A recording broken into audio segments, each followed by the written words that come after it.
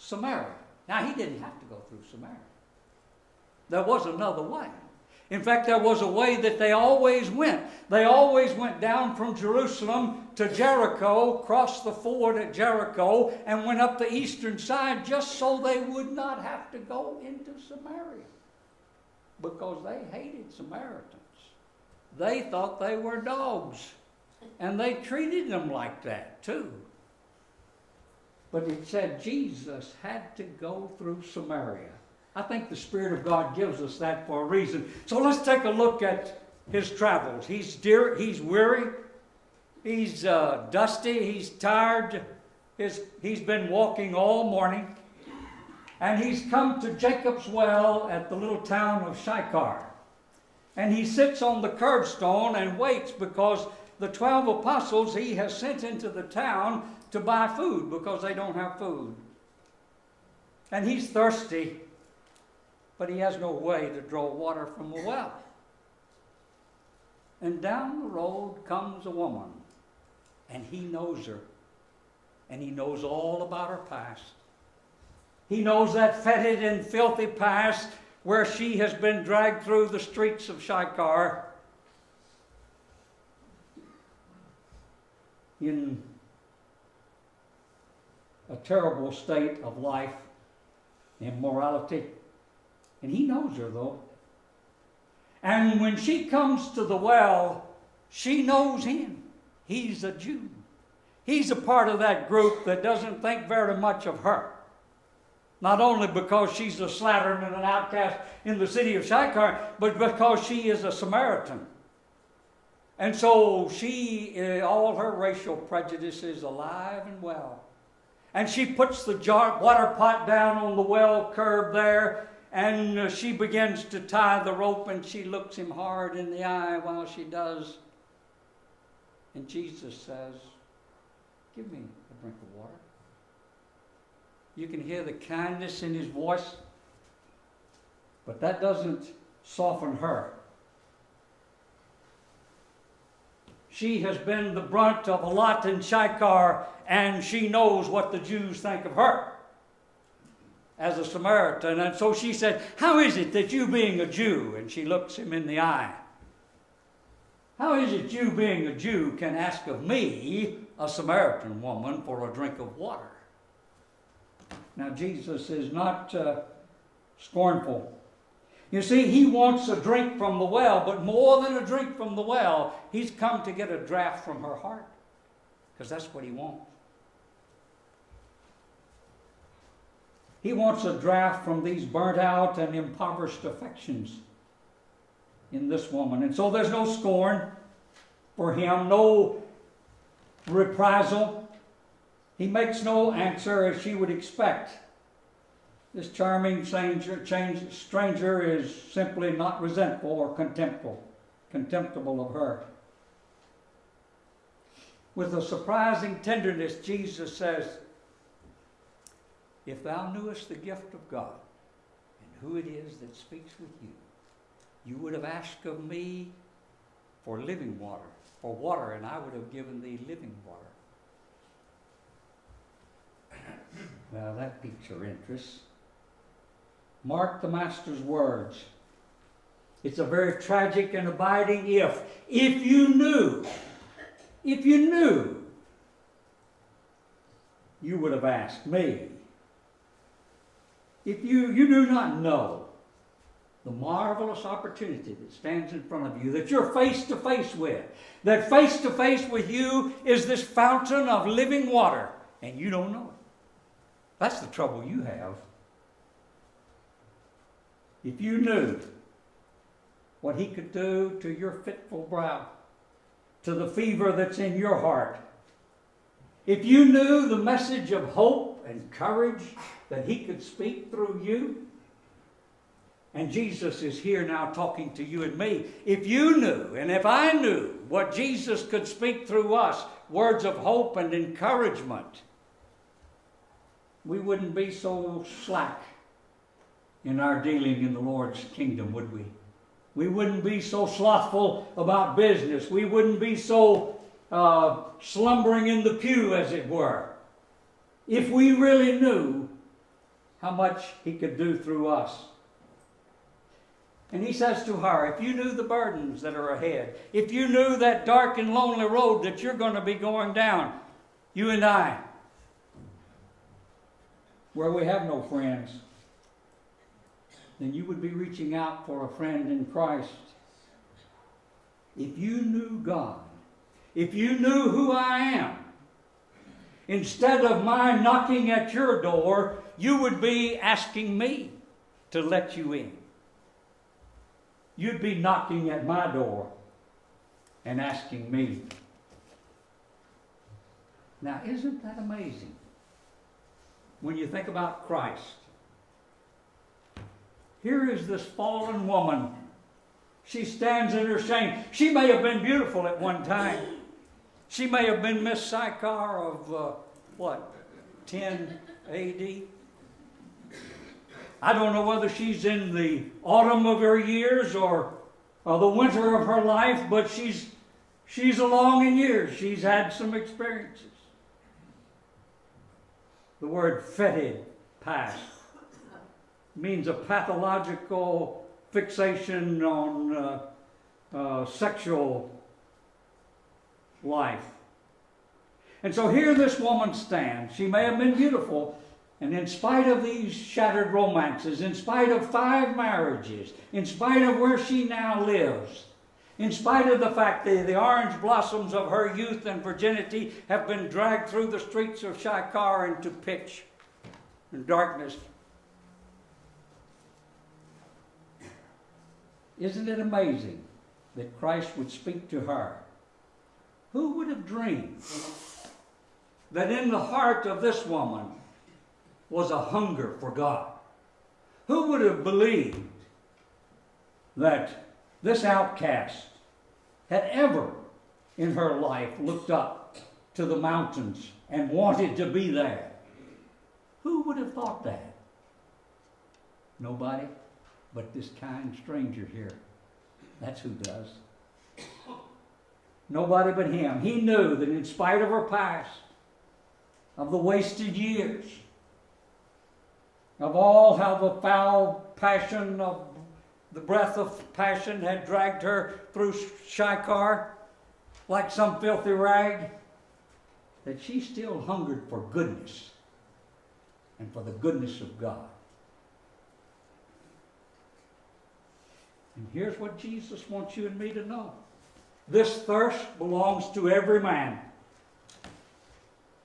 There's not one who is not stirred by this hunger. To the very best, to the most white-souled, as it were, of people of God. From David, who is, the record said in Acts 13, he's a man who was after God's own heart. Think about that. And yet, David hungers for God. Listen to him as he talks when he says that, my soul thirsts for God, for the living God. My heart pants as the hart pants after the brook, so my soul pants after thee, O God. Psalms 42. You see, there is something within us, to every man, whether it's saint or sinner, there is a longing for God.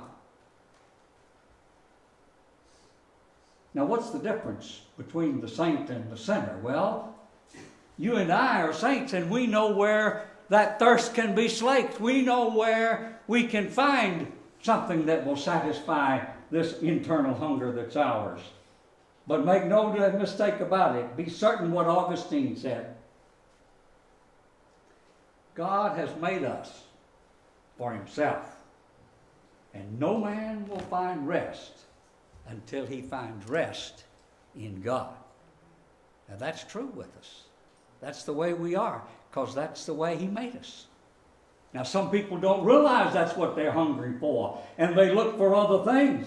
They don't realize that it's God. And so the young man gets up and he gathers all his goods and he goes into a far country. And there are lots and lots of people in the far country. And they think that what they're longing for is there. That if they can just take the wealth, if they can just enjoy the pleasures of sin for a season, that'll be good. That'll be what I want. That's the well they want to drink from. But until they get the bread of life and the water of life, they'll not be satisfied. You remember what the Greeks said when they came to Philip that last week in the feast? Sir, we would see Jesus. People want to see him whether they know it or not. There is this universal longing. But you know, I can just see, in fact the record says that they were amazed that he talked to this woman when the disciples returned and found him talking to her. We would whisper in Jesus' ear, now you know what kind of a person she is. You know you don't want to be found talking to her. You've got to be careful about those things, Jesus. And he would say to us, yonder comes somebody that you just have surface knowledge about. You really don't know what's in their heart. You really don't know that they long to be a child of God. They would really like to be better than they are. That's what's amazing about this Christ. And believe me, this longing is universal. We've got to accept that. We've got to come to terms with that so that we can reach out to people as he did. You know, we fear to speak to our friends, don't we? I do. Now, lots of people I look back on that I didn't talk to when I should have talked to them. You know, flippant about it. Well, he's this or he's that, or they don't think like I think, or what does that matter? If they are parched for the thirst of the living God, then show them the fountain of life so that they can drink from the fountains that make glad the city of God. If you knew, he said, you would ask God when he spoke to this woman. You would ask of God this gift, and you would, in your heart, you would make this curbstone an altar. You would make those sun rays an inner temple, and you would try to find a relationship with God. If they knew. If they knew. And Paul said, how shall they know? Except they hear. And how shall they hear? Unless you and I go. Now that piques her interest, that he's got living water, that if a man will drink, he'll never thirst again. And so she says, wherefore then hast thou this living water? If you're so great and you've got all this living water, then how do you have it? Are you greater than my father, grandfather, and great-grandfather Jacob? Are you greater than he is? And when he gave us this well, and it's deep and it's still 2,000 years later, cattle are drinking, and people from it, and the town of Sychar lives off of it. Now that's what Jesus says. When she asked him, are you greater than our father Jacob? It's a resounding, yes, I'm greater than Jacob. There's no doubt about it, he says. Everyone that drinks of this water, he says, will thirst again. But whosoever shall drink of the water that I shall give him, it shall be in him a well of water springing up into everlasting life. Now mark Jesus' words. There are two things here that he's saying to this woman. Twofold declaration. First of all the wells of the world will not satisfy. That's all of them. Whichever ones they are, they will not satisfy. If it's the well of wealth, you can get it, and I can point you to the lottery record, and all of those that got it, more of them are sad than the ones that are happy. It brought them more pain and more sorrow. The well of wealth will not do it. The well of fame will not do it. The well of power will not do it, because we're going to lay all those things down. Here's a man. Now, possessions for us really are something that we have to struggle with. That's why Jesus had so many things to say about it. But in Luke, the 12th chapter, here's a man that had gotten wealth, and he said, look at what all I've got.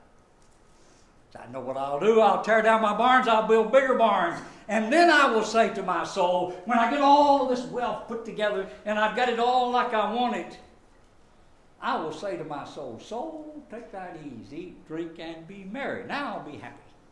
I'll be happy. But he's not happy. Thou fool, this night thy soul shall be required of thee. The things that last and are eternal are not those things which we're looking at. 2 Corinthians 3. We got to keep that in mind. It's not what we're looking at that makes us happy. And it won't be with any of these. Neither wells of wealth or fame or power. Look at this man that had it all.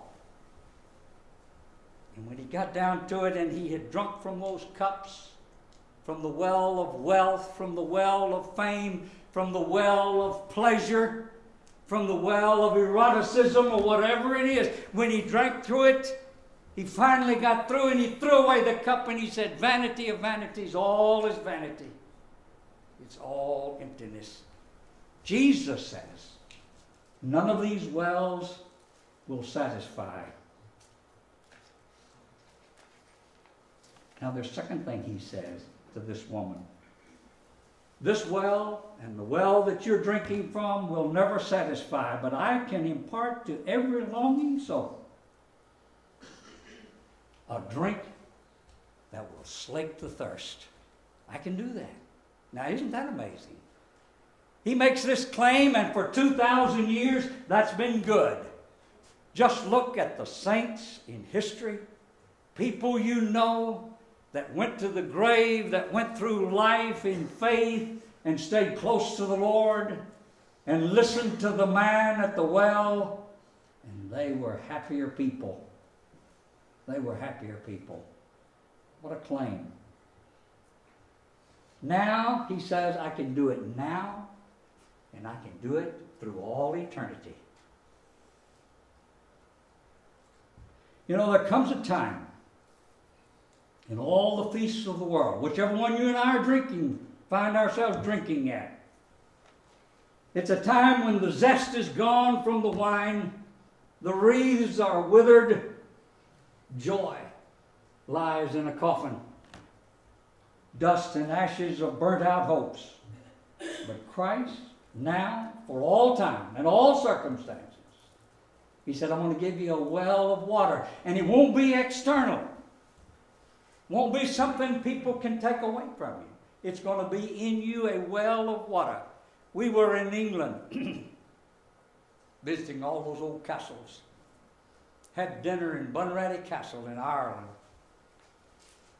Musty old place. Looked good that night though. Food was good. It was unusual for that food. But down in that castle is a well. And no matter how much the enemy besieges the walls, if they never breach the walls, you could still have water, because there was deep in that castle a well of water bubbling up. And there is for you and me, Jesus said, a well of water, which no matter the externals, and goodness knows we're all going to have it, no matter the externals, there is in you a well of water springing up into everlasting life. Now that really gets her interest going. She says, sir, give me, now she's going to title him. Now, give me this water, that I never thirst again, neither do I come here to draw. You see, she's there in the noonday. Why is that? Because you don't come out in the heat to draw that water. All the women of the town come in the evening when it's cool and get their water in for the next day. But she doesn't want to bear the stings and the barbs and the words and the conversation where she's denigrated and downtrodden in all the conversation. So here, if she can get a well of water that she doesn't even have to come anytime, noon or evening, she wants this water. Now Jesus has come for her to have this drink from this well, and that's exactly what he wants to give her, but he can't give it to her. That's what he wants for you and me, but he can't give it to us. There's something in the way. We must be willing, like she must be willing, to turn. Now, here's the evangelism, and here's the how-to. Look how tactful he is. Now, how would you approach this woman? I tell you how I'd tell her. I'd say, now let me tell you something. You're living in sin, and you got to get out of that. If you're going to come to God, you're going to have to do something different. And all these marriages and all this kind of living like that, you're going to have to stop. Now, Jesus doesn't do that, does he? He turns to the woman and he says, go call your husband. Now, that's tactful, isn't it? And she immediately replies, I have no husband. And so here Jesus compliments her. You see, we've got to look. When we approach people tactfully, we've also got to approach them in complimentary fashion. That they have faith of a measure. That they have something that we can compliment and lead them to life everlasting. And so he says, in that you say you have no husband, but you have had 5 husbands, and the man you're now living with is not your husband, and in that you said truly, you did speak the truth. He's going to compliment her for that. Now when he does that, she faces her sin. But she doesn't like it. She didn't want a part of it. Now you'll find people do this too. So what does she do? She starts another theological discussion. She wants to talk about how you in the Church of Christ believe this, but I'm over here and I believe this. And they want to talk about something to argue. They don't want to talk about their relationship with God. You want to worship in this mountain? But Jesus brings her back to it, and he says, if you worship the Father, you must worship in spirit and in truth. And so then she says, I know that when Messiah comes, he will tell us all things. See, have you ever said that? See what's taking place in this woman's heart? Have you ever said, I just want to come to the day when I can stand with Jesus at the throne and I can ask him, what about this, God? What about that? You see, she's beginning to think about, what about where I am? I need the Messiah. And so, Jesus says, he takes away the veil and he looks at her and he said, I that speak unto you am he. Now he revealed the Messiah to her. Now this woman had found the living water. What did it do for her? What did it do for her? She forgot her thirst. She forgot her errand. She forgot the water pot. She left it there and she ran like a happy child into the city. And look what she did. She went in there and she told those people, look at me. You know who I am, but I want to tell you I'm different now because there's a man at the well that told me everything he ever knew about me, that I ever knew about myself. And I have found the living water. And I'm different. Now, she would never have initiated those conversations if something hadn't changed in her life. It did. Now, this lady didn't have your chance in mind, did she? She had wasted a lot of years. Jesus met her late in life. She had found him, even though she had been wasted for so many years. And when she meets him again, she shall come bringing in the sheaves. Because the record says in about verse 43 that many of the people in the city believed because of what this woman had to say. They knew something was taking place. Those Samaritans went out and said, Jesus, you stay with us. And he taught them for 2 more years, 2 more days, and they believed on him even more because of what he said. But this woman was bringing in the sheaves. Has anyone believed because of what I said for you? Has anybody been transfigured and transformed because of what you've done or said to them? or led them to the fountain of life. We need more earnestness, more thought, more prayer, more effort. If you don't have the fountain of life, if you're not drinking at the well that makes glad the city of God, you need to be this day. You need it for your needs. You need it for the needs of those around you that you love. People in the East lack water. When I was in Ethiopia, they didn't have water. Hard to get water. Bringing wells to those people was a significant thing. And so people sometimes, I never thought we'd sell it here, but they were selling, well, they would sell water. Man would go through the city with a water pot, and he'd sell water. The gift of life, who will take? Who will take? People buy. He gives them a drink. A rich man steps up and he buys the whole pot, and he says, now you give it away. And then he goes forth and he says, the gift of God, who will take? Who will take? This morning, who will take of the water of life as we sing?